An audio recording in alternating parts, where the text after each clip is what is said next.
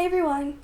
So a little while ago, my little Hellraiser Uni ended up knocking down a piece of pottery that I own. It was given to me by a friend in college. He actually made it. We were in ceramics class together, and if any of you have seen my thrift haul videos, you would know the special place in my heart that I have for handmade pottery. So I didn't want to throw it away.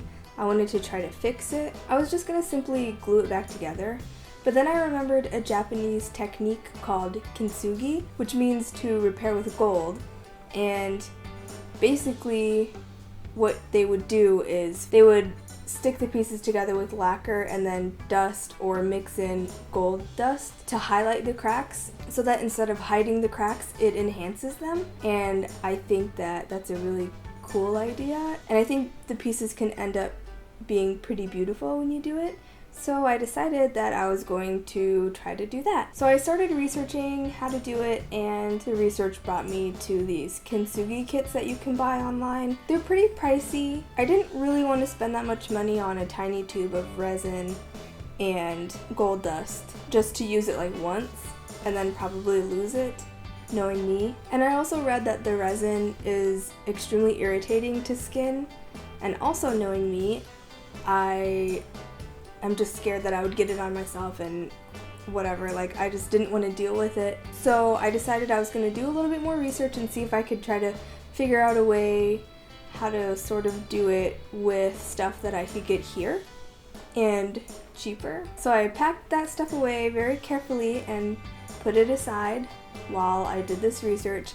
And of course, I totally forgot about it for a while until I guess Uni was feeling impatient and wanted me to actually do it, so he knocked over a little planter that my sister bought me. That prompted me to revisit the whole Kintsugi pottery repair thing that I was thinking about doing, and I finally figured out a method that could potentially work. And it was stuff that I already had, of course, but it should be easy for you guys to find in like the home repair store or whatever, and it'll definitely be cheaper than the kits that they sell online. Anyway, let's get started. You'll need a disposable plastic surface, popsicle craft sticks or some sort of disposable mixing utensil, an X-Acto knife, JB Weld, which is basically a 2-part epoxy resin paste, gloves. I didn't wear any in this video, but don't be like me. I thought that I had some latex gloves to wear, but I couldn't find them, and I was in a make it work kind of mode, so I ended up foregoing them, and I was just extremely careful when I used the paste, but really I should have been wearing gloves. Masking tape, liquid gold leaf, a very thin brush, and lastly, the broken pottery. Squeeze out equal amounts of JB Weld and mix it together according to the instructions. This stuff sets up pretty quickly, about 4 minutes I believe, so only squeeze out just as much as you need. Slather both sides of the broken pottery and piece it together. On this piece, I was actually missing a tiny part of the leg, so it wasn't fitting together nicely, and I ended up having to hold it together like this until it cured, which thankfully wasn't that big of a deal because it cures relatively quickly.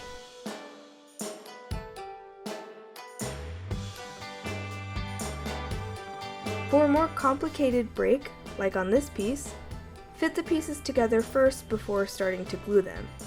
You may notice that you need to do them in a certain order in order to get some of the broken bits to fit correctly. For me, I had to piece all of these small bits back together and then attach them to one of the big pieces, and then I could finally glue the 2 big parts together. When I was doing this, I realized that I was actually missing a piece, so I ended up having to build up the JB Weld in that spot to make up for that, which of course I will also show you how to do. Basically, you're going to do the same thing as before, mix a small amount together and start piecing the broken bits together. I would put a few parts together, let them cure, and then repeat that over and over again.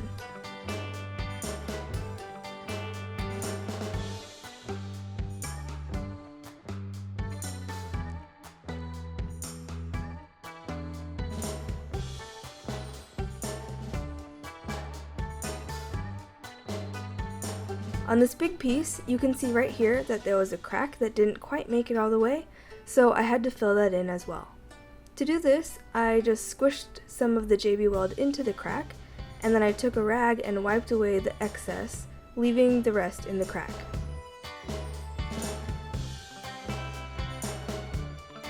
Then I continued piecing it together.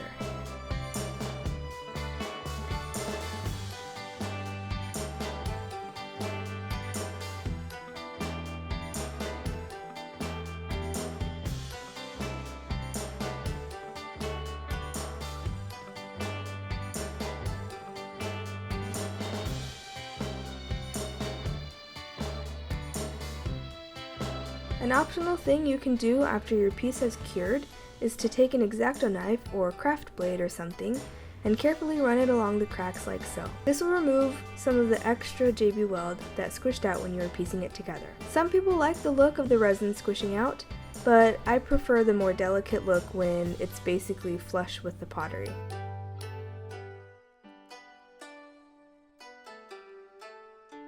Now, to fill in this missing piece.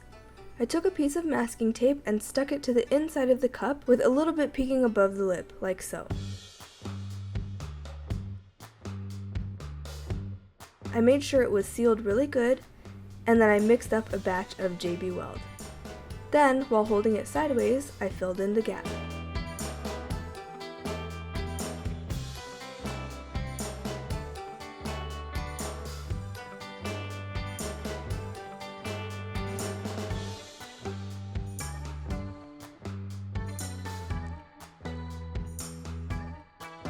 Once it's cured, you can take the tape off and trim it to be more flush with the piece. Then all that's left is to do the tedious job of carefully painting all over the cracks. I actually didn't have a thin enough brush to do this, so I fashioned one out of a few brush bristles and a popsicle stick and jewelry crimp. It didn't work as great as I thought it would.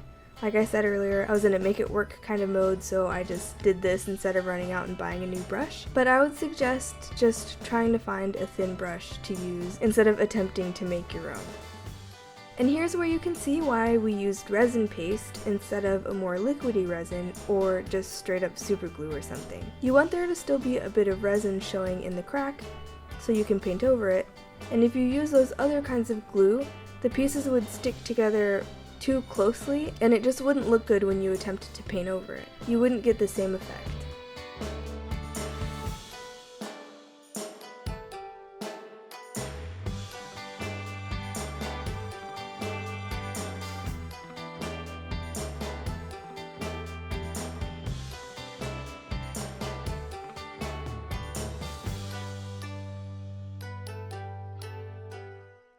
Anyway, once it's all painted, you're done. I'm so thrilled with how these turned out. I know I didn't do it how it's traditionally done, which I'm sure would make people who know a thing or two about Kintsugi cringe, but I'm happy with how they turned out, and I'm going to proudly display these pieces again. And hopefully Uni stays far, far away.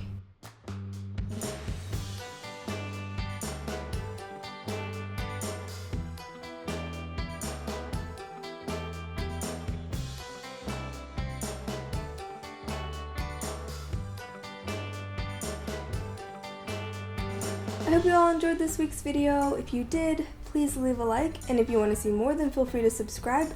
I post art videos every Tuesday and DIY videos every Thursday. Thank you to my patrons who helped me produce this video.